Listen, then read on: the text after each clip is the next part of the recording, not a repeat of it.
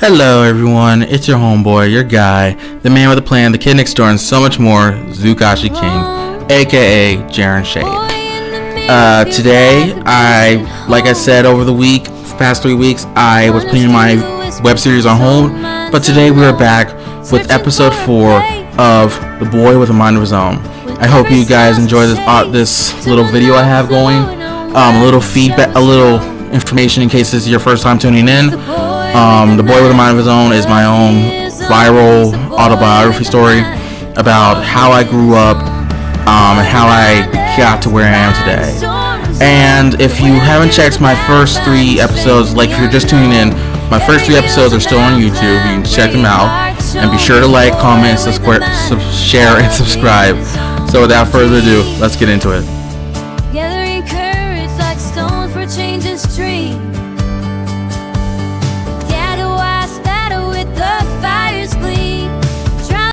So last time we were last time I did my video, we had stopped at age 18, I believe it was. So today we are going from age 18 up to 20. The first episode basically went from age birth up to about age 8. Second episode went up to from age 1 to age 12, I believe. The second episode went up from age 12 up to age 15. Episode number 3 went up from 16 actually up to age 18. And today, like I said, we're continuing with age 18 up to age 20. And in this video, we will be discussing pinnacle points of my life from between ages 18 and 20. So, yeah, let's do this. So, one thing I like to start off with at age 18 is that, just a little recap, at age 18, I was officially on my own, not independently, but in a group home, basically. It was my first group home actually a second group home, but my first group home that actually treated me right for the most part. And, that group home belonged to a woman who owned the different houses, and she was a very special part of my life. And frankly, she passed away when I was about 22. But either way, she was a very special person. She treated me right. She had people that treated clients right for the most part. Some of them did have their flaws and were not probably the best option for certain people, including myself. But at age 18, I was at the point of homelessness until I was basically living in a hotel until finally I was able to find a group home for me to go to, because the previous group home abused me and basically dragged me out of their group home area. So yeah, that's how I came to be homeless and how I came to be in the care of Miss Alexandra, basically, who was, like I said, a very good person, treated us like family. She was one of the first people in my life that I realized who did jobs such as group homes and running transitional homes and stuff, actually took pride in doing it, trying to help other people. And though she was one of the good people, there were a lot of people under her authority that shared some authority with her, but kind of did not do it the right way, and kind of made it hard for others to live with them. I will say that there were like 1 or 2 people that I found hard to live with. One of them being an aunt-like figure, and she was okay. It was just she treated me too much like a child, like her child, and that was not very healthy for me. The other, he had issues. I'm going to say he had issues. I'm not going to go into full details, but he did have issues, and his place was not the right fit for me. So yeah. But other than that, that's basically the most pinnacle part of my 18-year life at 18 years old. So at age 19, I basically was still in the group home. But it was that year was the year that I actually signed up for GED classes. And though it took me years on years to get my GED done, it was actually the first time that I made a step to get my GED. And it was, I gotta admit, at the first I was not really, I was into it, but I was not really taking it all that seriously. There was a time later on that I did not take it seriously at all, but yeah, that's basically how I started getting my GED. And I decided I would give up a few things like relationships and such to get my GED, just so I could pass and get a good grade in life and finish up high school. So yeah, age 19 was pretty simple. It was like that's pretty much the most pinnacle part of my 19-year life. I can say that for the most part, 18 and 20 years and 19 years of age were still times in my life where I was aggressive and I was very foul-mouthed. I did not respect authority all that much, and I really was struggling with my personal life. But though I was struggling with my personal life, I did find a good church that I was going to at the time, and that became my church family for about 7 years until I moved away from them, which I recently have moved away from them. But pretty much that's all there was for 19. GED. I volunteered for work at the library. Basically, that's when I started volunteering for work at the library. And I gotta admit that after school hours, it did keep me busy and it did keep me focused and motivated. So yeah. So relatively, I am thinking that I should go more deeper into my life after age 20, because this is going to be a relatively a very short video if I just focus on 18, 19, and 20. I didn't realize that I had so little memories in them, so I'm actually going to go on to age 22 at the most. Yeah, age 22 actually. But at age 20, life became harder for me in group homes due to some people's I wouldn't say abuse, but misjudged, flawed caretaking skills, such as the guy that I was living with. He apparently was a drunk, and he was violent and aggressive, and he basically didn't take care of the house like he should have. So I moved away from him and went back to the lady I was originally with. I have to admit, the first time I was living with her, which was between 19 and 20, it was hard because I was just getting back into the swing of things, of being on my own. I didn't really know what it was like to be on my own because, like I said, I was raised, most of my teenage life was in juvie and in a children's facility, so I didn't know what it was like to be on my own and be responsible for myself. But the thing was, and though I made mistakes and a lot of stupid mistakes, a lot of them were just that, stupid mistakes, and she would get on to me. And I don't know why, I just felt like she was trying to be like a mother figure to me. And I appreciate someone who does that because it shows that they care. But her mother figure was more like demanding and aggressive and so uncomfortable, basically. It was basically, every time I did something wrong, even the stupidest thing, she'd yell at me. And at the time, I had a very strong opinion about yelling. I was very sensitive to yelling because I had just gotten out of juvie. I had just gotten out of the facility, and I did not like yelling because it traumatized me. And I was still traumatized from all that at juvie and stuff. So she and I didn't really click well. It went on until I was like at least 21. Well, yeah, at least until I was at least 21, because by the time summer of 2021, summer that I turned 21, I couldn't take it anymore because a situation went down where her boyfriend was basically disrespecting her, but also at the same time disrespecting me behind her back. So at the time, I had gotten a basically a training job at my church to be a junior deacon. So in order to do some of the stuff like that, I'd have to teach Sunday schools, do devotions, and help out with stuff. So one Sunday I was teaching Sunday school, and I had gone over the guy who was the boyfriend to my caretaker, and I had forgot about him. But so I went back to him later, and in church you have to have a flow for some things. You have to have, like, you can't go overboard, and we didn't have enough time So I had to tell him we're going to have to stop because we're really at losing time and I need to get, and the pastor needs to get his say in. So when that happened, as we got home, he basically accused me to the caretaker saying that I had purposely disrespected him in church. I tried to explain to her what the deal was. She wasn't having it. And that's the thing about it, because she was in a relationship with this man. This relationship seemed to come in between her job and her personal life. So I felt like, so if in that case, it kind of was feel like that she was choosing her boyfriend over me because she wouldn't even hear the whole story.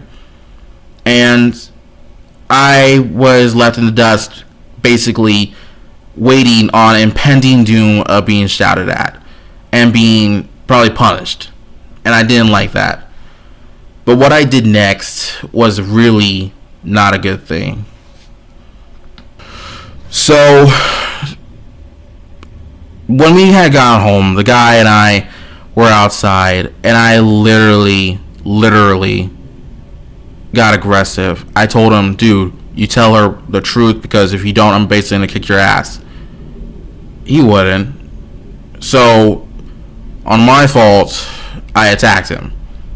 And at that time, some of my issues were aggressive because I would black out at times.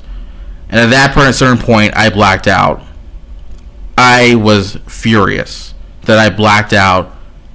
And I was a pretty heavy guy, so I basically had the upper hand. But the thing was, the cops were called, and that day I had to go to jail. I went to Atlanta City Jail actually, and I was in there for 3 days until my dad bailed me out. And at that point, I had to find a new home. All of this was during the time that the lady that had taken me in had passed away recently, and with the stress of her being dead and all the stress on other people having to deal with things that she had left to them to take care of, and the fact that somebody was taking advantage of that situation, it did not bode well for me and a lot of other people. So this was at age 21, and this was my first time going to jail.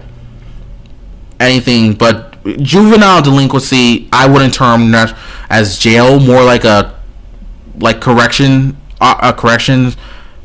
department for children, for teenagers, young children, and young delinquents.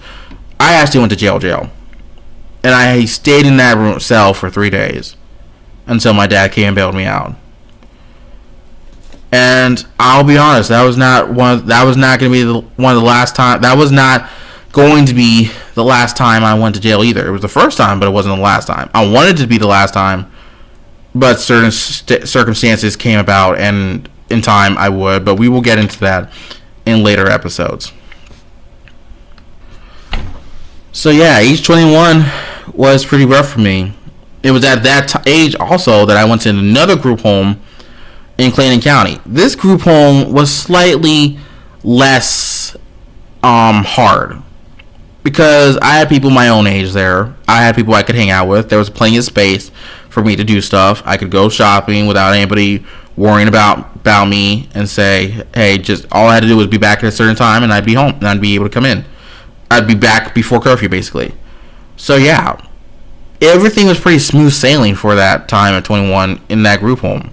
Sure, there were times when I got aggressive, either verbally or physically, but it wasn't to the point of where I had to go to jail yet.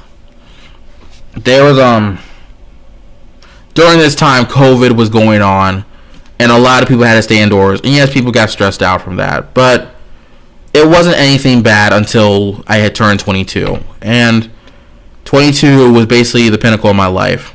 And when it came, there were a lot of pinnacles in my life that happened at 22.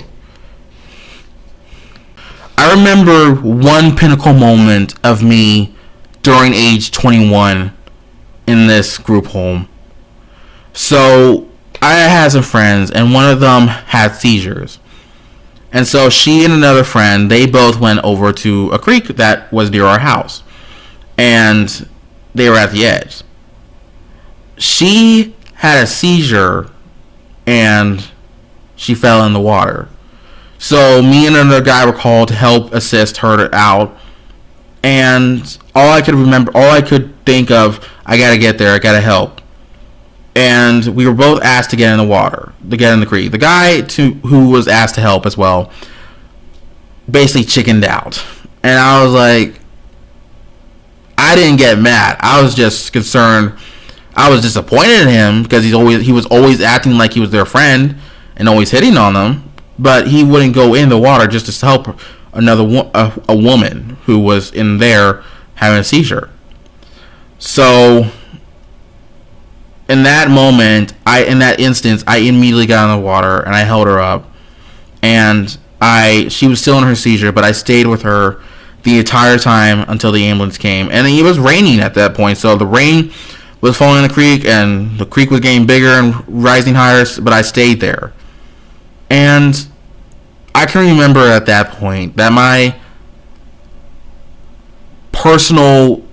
life in a sense of helping others changed. I realized then at that point that I wanted to help people more than ever in any way I could. Not even, it didn't even have to be professional. I just wanted to help people anytime I could. And at that moment, I felt the deepest pride I could have ever felt, because I basically had no idea what I was doing, but I was able to help that girl. And in time, that girl became my girlfriend. But that's another story for a later time on.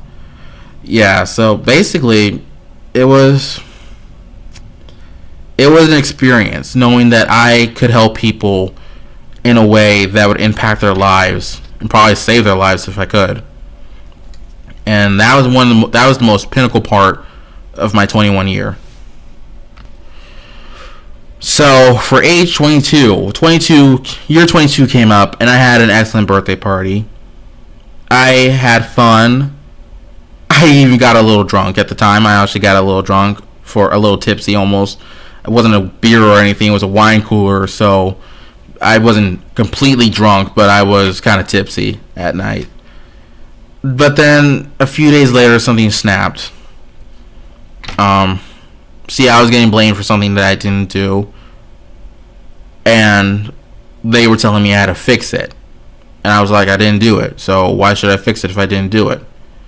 And I guess you would say that since that moment when I helped that girl, even though it wasn't my job to, even if I didn't have to, I felt, you might say it's a little hypocritical saying that, clean, this mess up isn't mine, I'm not going to do it. Yes, I admit, it was probably hypocritical, and I probably could have dealt with it better. I definitely could have dealt with it better, actually. But at the time, at that moment, I guess I had cleaned it up, and I came downstairs, and they were talking smack about me. And one of the guys was like talking smack. I called him out of his name. I said, I bet you won't say that to my face. I called him out of his name. And he came up to me and he slapped me. I said, dude, I don't want to fight. Okay, I'm not trying to go to jail. I'm not trying to fight anybody. He hits me again. I said, dude, I don't want to fight. He hits me again. I say, dude, if you hit me one more time, I'm gonna have to lay hands on you because I'm gonna defend myself. Stop. He hits me again, and I try to hit him back, but the guy totally took it way too far.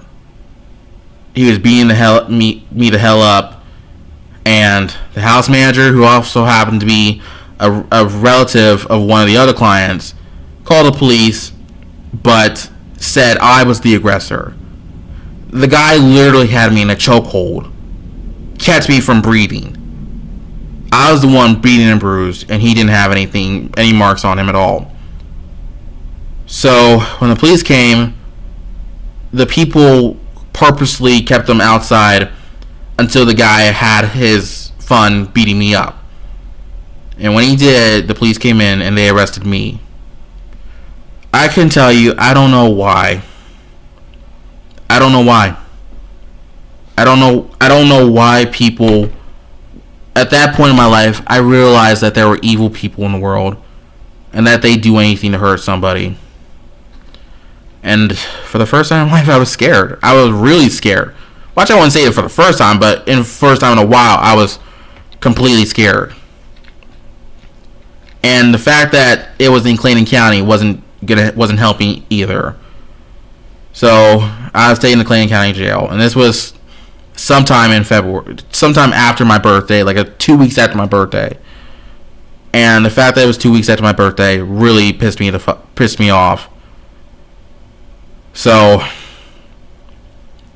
I basically was in jail for a little under a month. But the things that happened in that jail to me,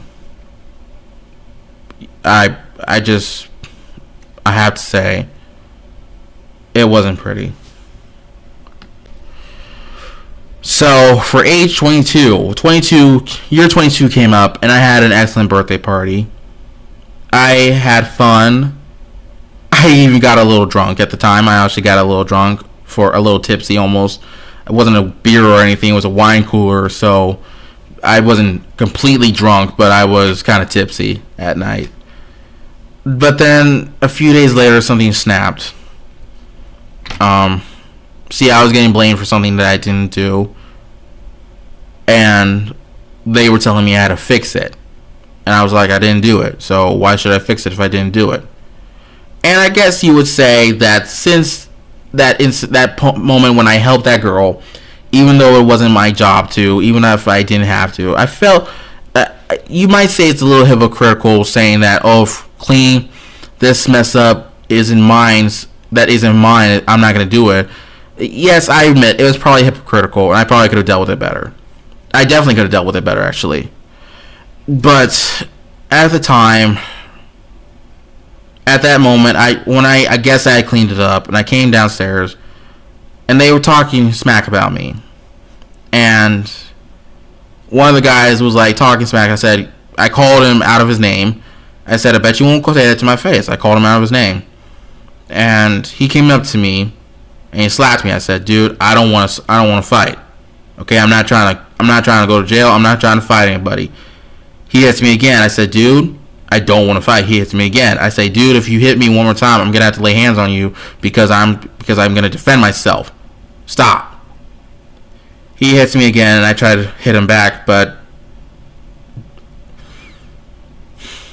the guy totally took it way too far. He was beating me the hell up, and the house manager, who also happened to be a relative of one of the other clients, called the police, but said I was the aggressor. The guy literally had me in a chokehold, kept me from breathing. I was the one beaten and bruised, and he didn't have any marks on him at all. So when the police came, the people purposely kept them outside until the guy had his fun beating me up. And when he did, the police came in and they arrested me. I can tell you, I don't know why. I don't know why people at that point in my life I realized that there were evil people in the world and that they do anything to hurt somebody. And for the first time in my life I was scared. I was really scared.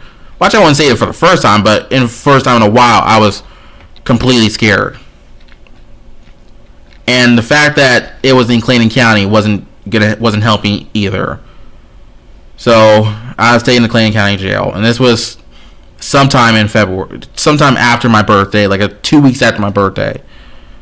And the fact that it was 2 weeks after my birthday really pissed me off. So I basically was in jail for a little under a month. But the things that happened in that jail to me, I have to say, it wasn't pretty. I was in Clayton County Jail for a little under a month, about 3 weeks.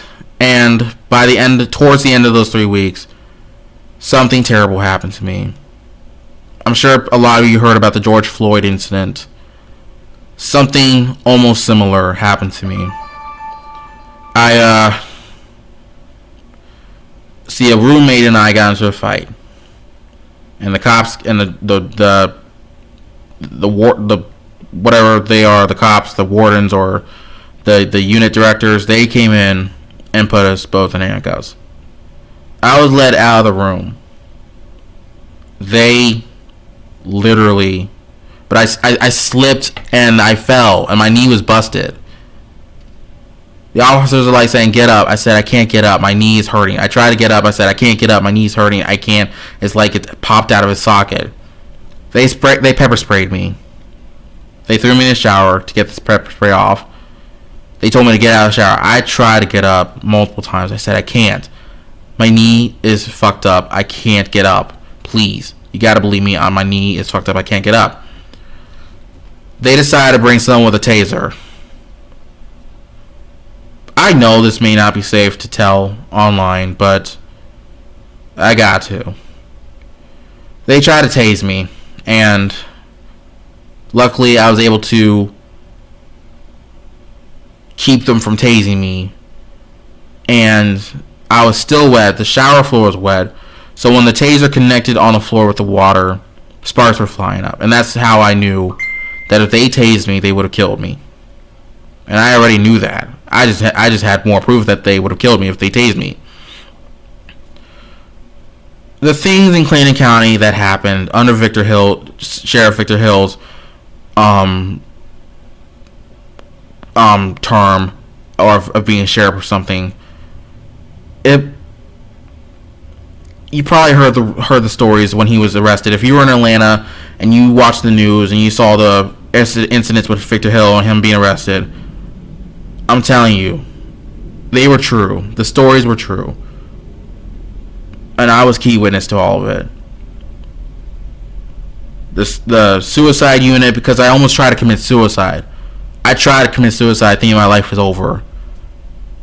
It was a man and another cellmate that kept me from committing suicide, just holding me saying, "It's going to be okay. It's not worth it. It's going to be okay." But when I went on the suicide ward, literally 9 other men were in that ward, and we were all stripped naked. There was no padding. There was nothing. There was no divided cells. There was no padding. We were all locked in one big steel concrete room in the cold, on a floor filled with piss and shit, and we were basically all bunched in there. They had people in this chair thing that they used to strain them, and people would literally be in that chair for hours upon hours upon hours, just for saying and just for trying to convince the officers that they could not feel their body move. They could not feel their body, and that they were hurting. Literally, I think they even had a pregnant woman in there too. Clayton County Jail was not the best jail, and if they people may be here watching this video, people who may be in the Clayton County area, some maybe even cops. Even if this goes viral, some cops may even see it. I don't care. What happened there needed to be brought to light. It was horrifying, especially being a witness and being a victim of such thing. Because even I was in that chair. And when the nurses came to look at me, they saw that I was bleeding on my shoulder. My eye was black. My lip was cut.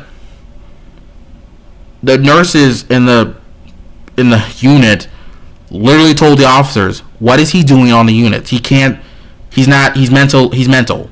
You can't put him on the units. That was your mistake." I had to get stitches in my shoulder, and I was met with officer upon officer saying, "Hey, we're sorry. That shouldn't have happened." I'm not saying it shouldn't have. You're cops. Your job is to help and detain. Your job is to serve and protect. Why in the world would you have your officers beat up a guy who has the mind of a child, who could not who pleaded with them, telling them that they could not get up? Why would you have 6 or 7 of your guys beat this kid up? It's hard to talk about it, and I haven't talked about it in a while like this to anyone. It's hard to go into detail, but what happened in that jail was horrifying. And that was the day that I lost my faith in the police. Sure, we need them.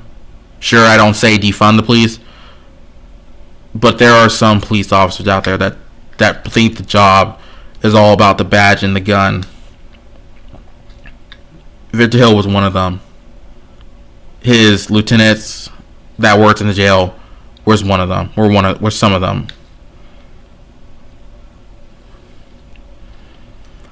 It's hard to talk about this a lot, because this was one of those pinnacle moments in my life that would shape me and yet traumatize me.